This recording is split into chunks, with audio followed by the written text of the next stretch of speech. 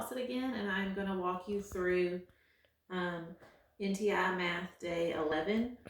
We're still dealing with fractions, and I know we didn't get a lot of time to talk about fractions while we were at school, so these videos might be really important for you to go back and watch. Today's practice is dealing with fractions on a number line, and I'm looking at the first page, the one where you have to label or tell what the points are. And I wrote number 1 on the board. If you look at this number line, most of the number lines are going to start with 0. So this one starts with 0, and then it goes 1/5, 2/5.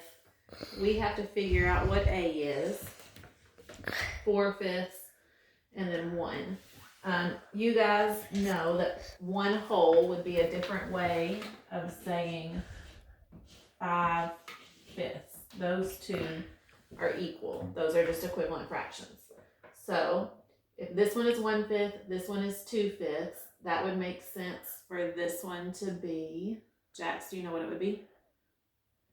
1/5, 2/5. 3/5. This one would be 3/5. And so on your paper where it says point A is blank, you're just going to write in 3/5. 2 works the same way, but instead of dealing with fifths, you're dealing with sevenths.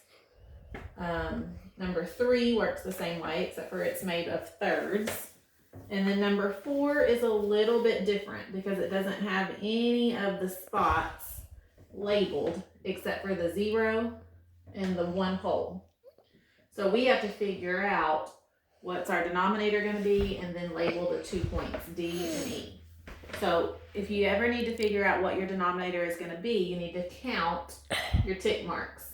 You don't count the 0, but you start counting past the 0. So we've got 1, 2, 3, 4.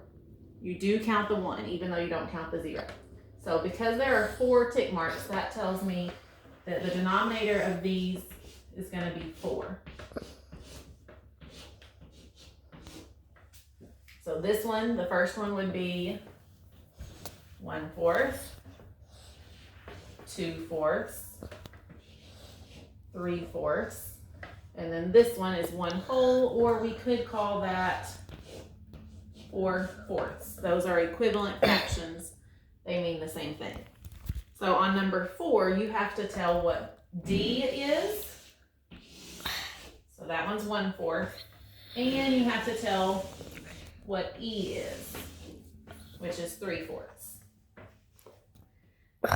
You might notice the point in the middle is called 2/4. Another way that we could name that, an equivalent fraction, would be 1/2. Those two things mean the same thing. Jax is grunting and groaning. I don't know if y'all can hear him. I just woke him up early to film my video. Okay, down on the bottom, number 6, it says label each fraction on the number line below. So all of the fractions that you've used throughout the page, A, B, C, D, E, F, and G, you're going to put those in order, least to greatest, down here on the number line. You can tell which one is the least. He's yawning now. He's bored with my math lesson. You can tell which one is the least by looking at your number line. You just get it done already. I'm bored. Okay. So the second page works kind of the same. You're going to be telling which letter is at what point in the number line. Don't forget that you may have to find some equivalent fractions because this number line is split into 1, 2, 3, 4, 5, 6, 7, 8. So your denominator should be 8. But some of the fractions on here have the denominator of 4. So you just have to find what's the equivalent fraction. Down at the bottom is just comparing with the alligator mouths, you know, less than or greater than. Your alligator is always going to want to eat the larger fraction. All right, hope this video helps. If you have any questions, you can comment at the bottom of the video. Love you guys and miss you.